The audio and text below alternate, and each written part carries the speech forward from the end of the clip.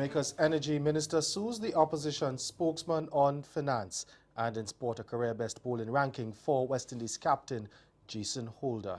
I'm Ricardo Robertson. This is Caribbean in 10 for Thursday, June 28. I'll be back with the details in just a moment.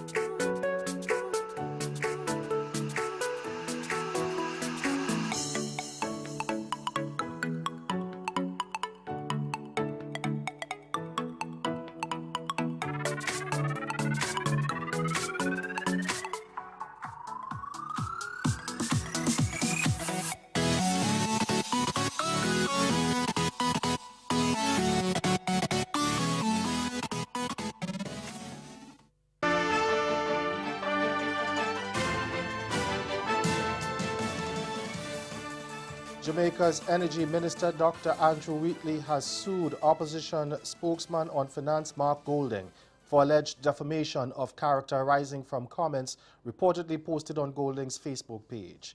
The lawsuit was filed yesterday afternoon in the Supreme Court.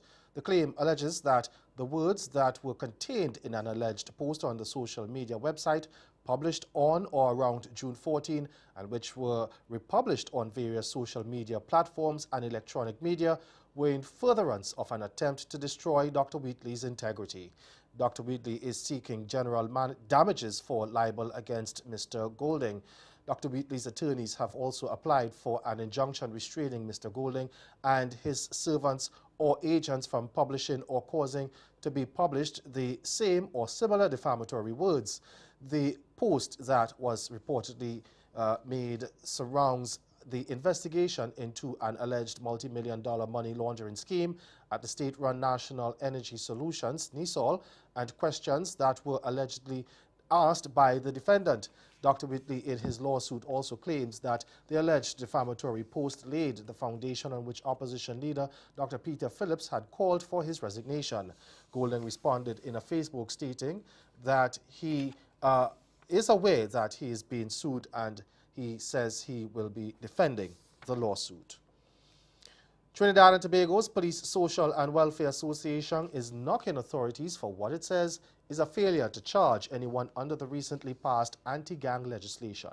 The law was proclaimed last month, but the association says the police have no strategy for implementation. We get more in this report from TV6 News.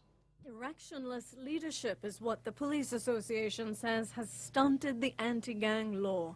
The law was proclaimed on May 28th. The Commissioner of Police is on record saying the TTPS needed the law to pursue gangs, and government politicians repeatedly declared the police service was ready to put the law in practice. Yet, to date, not a single gang member has been charged. We have some time that has elapsed and we have not seen anything by way of strategy coming from the Commissioner of Police. More importantly, I'm aware the efforts that have been made for us to translate what we have as information and intelligence to now bringing it to a state where it can be used as evidence. General Secretary of the Police Social and Welfare Association, Anand Ramisal, goes a step further. He sees the failure to arrest and charge under the anti-gang law as an indictment on the police. And you might want to say that we are still in the stage of intelligence gathering, but to me, that represents a level of inefficiency in relation to our intelligence gathering. Because at this point in time, your actions have to be commensurate with what is happening in the wider society, because people are dying every day. Anti-gang legislation is not new. The police used the law to detain people during the 2011 state of emergency. None of the charges stuck. Several detainees later successfully sued the state. A team from the Pan American Health Organization, or World Health Organization, says it has found no threatening levels of mercury at the Guyana Geology and Mines Commission. The team of experts visited Guyana last week following reports of mercury exposure at the complex, and they later briefed the National Resources Minister Raphael Trotman on their findings. The Guyana Gold Board stopped burning gold at the GGMC complex in April following health and safety concerns.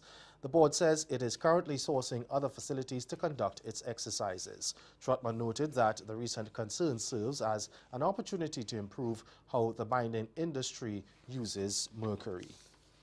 And stay with us, your Midday Sport is next.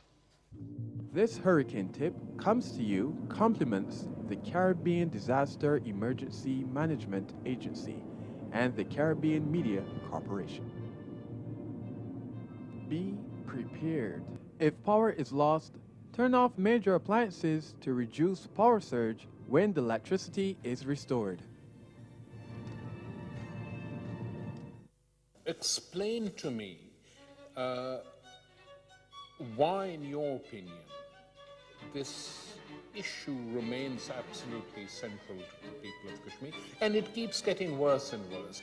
The main reason is the territorialist, cartographic obsession that India and Pakistan, they treat Kashmir as a territory to be carved between the two countries.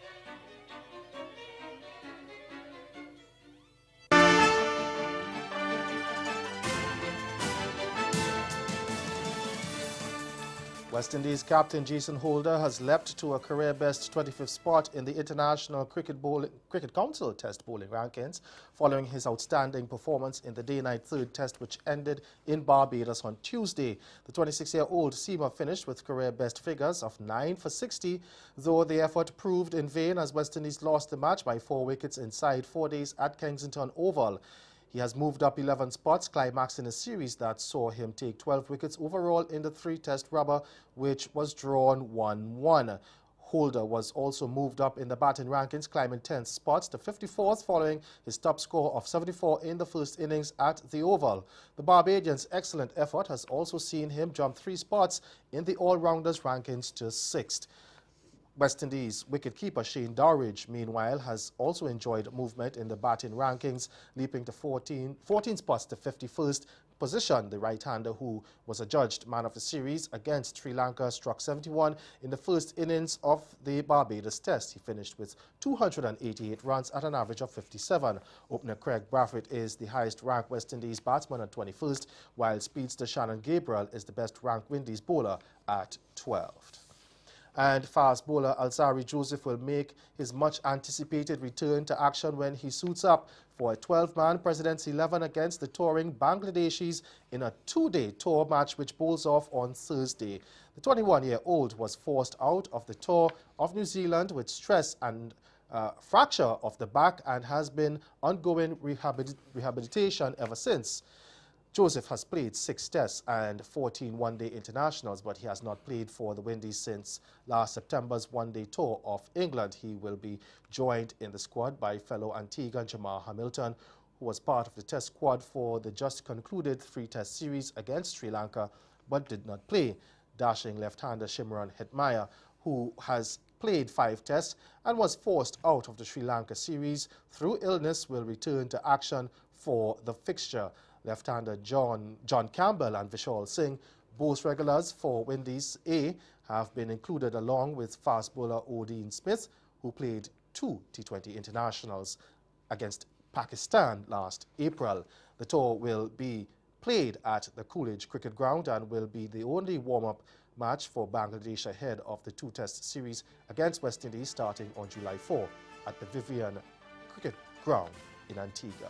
That's Caribbean in 10. Join us again at 6:30 for Caribbean Newsline. Good afternoon.